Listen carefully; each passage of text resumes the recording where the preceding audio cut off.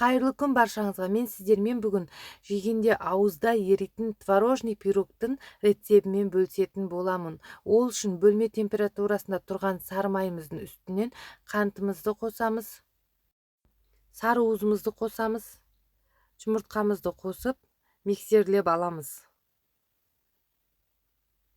Бадам ұнын қосамыз, күнжутымызды қосамыз, қопсытқышымызды қосып жақсылап миксерлеп аламыз. Ұнымызды аз-аздан сала отырып қамыр илеп аламыз.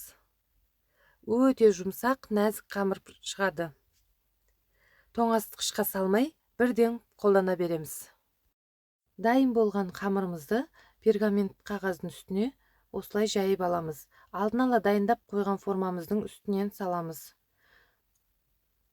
Қолымыздың көмегімен жақсылап формаға орналастырып аламыз.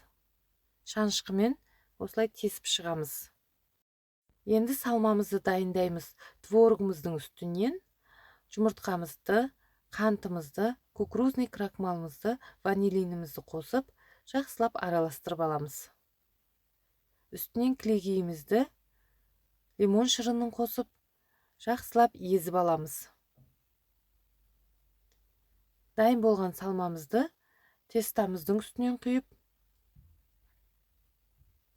тегістеп аламыз.